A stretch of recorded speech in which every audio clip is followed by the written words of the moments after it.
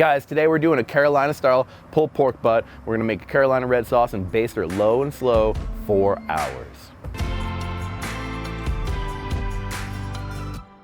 I love Carolina pulled pork so much. I'm from the South myself, and I can really relate to it.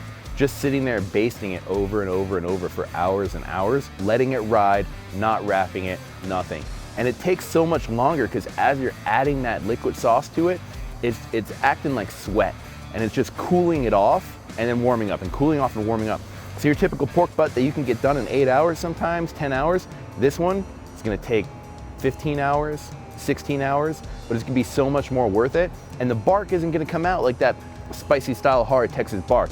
It's gonna be layers and layers of caramelized sauce over it. So let's get into it. Let me show you how to do it. Start out with our regular style Boston butt, pork shoulder. All I'm gonna do, I'm just gonna give it a little score right across the top. So just a little bit of a binder, just some yellow mustard, nothing special, not a lot.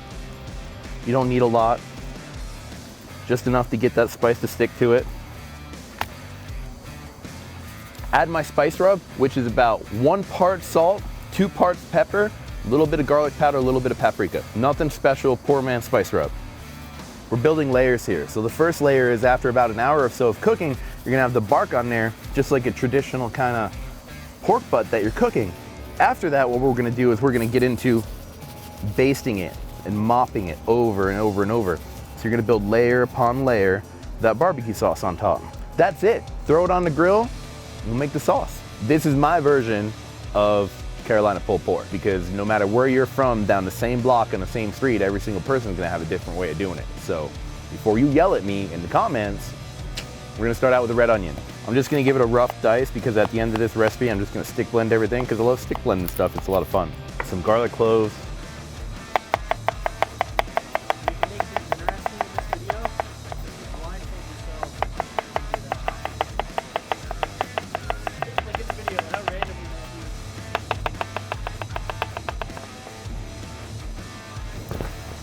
Whew. Don't want to cry from the onions. Yeah, that's probably enough. Turn this on. Now that my pan's hot, I'm gonna grab some oil, throw on my onions, start to saute. Always salt as you go. I want these onions to get some color, but not too much. At least not yet. So I'm gonna keep them moving, sauteing. Okay, the onions have lost a lot of their color. Let's add the garlic. It's about a tablespoon of garlic in there, and I'm just gonna saute it until the fragrance comes out. There we go, color on the garlic, time for the vinegar. Start out with 4 cups of apple cider vinegar. That cold to hot temperature change is gonna deglaze that pan, release all the fond, get that flavor up in the sauce. Make sure there's nothing there. Take a little peek, kind of rotate the pot, scrape a little bit here and there, even with this wooden spoon.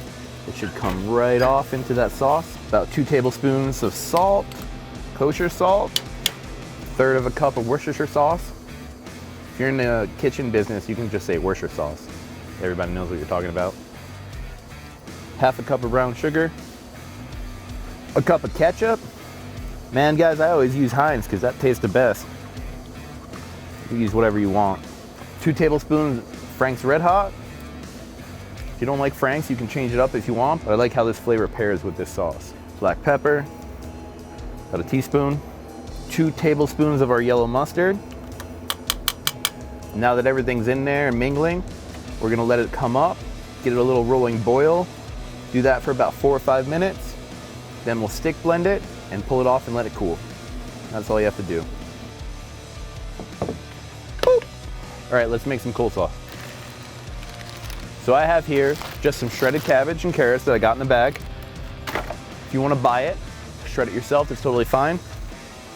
There's nothing wrong with doing this. Saves you some time and effort. I'm gonna add a little bit of salt, some celery seed, not celery salt, celery seed, sugar, a little bit of horseradish, a splash of apple cider vinegar, some mayonnaise, I like a little bit of red onion in this coleslaw. Just gonna julienne some up, just like that. Save that for later. I'm gonna mix it up. I like using a gloved hand. If you don't have gloves, you don't have to use gloves. You could use a spatula if you want. I prefer this because I like feeling how moist the coleslaw is as I'm mixing it. Because whatever you add to coleslaw, however moist it is now, in about 20 minutes, it's gonna be double that.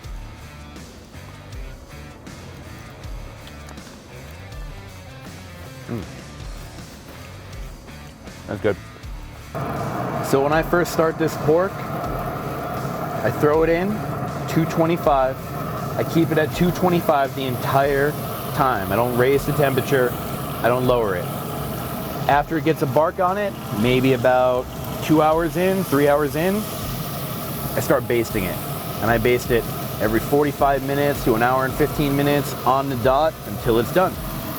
It's done when it's at 200, 195, 215, in that starting to fall apart, really soft area.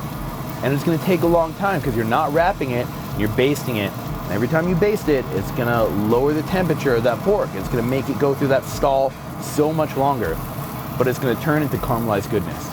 All right, I just pulled it off the grill. We're finally done, basted and ready. Gonna let it rest for a little bit, toast up some buns, shred it, make a sandwich. Let's go.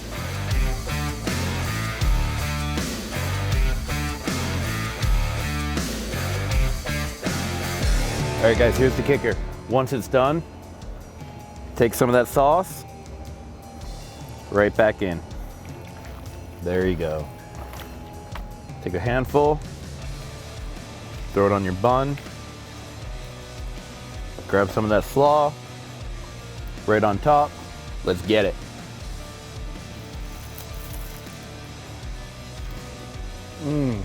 Guys, this is so good. Hours and hours of basting, shred it, add in the sauce. You have all of that fatty goodness from the pork, that thick bark, the vinegar that cuts through it. Oh man, it's so good. You guys have to check it out. Follow this recipe, nail it.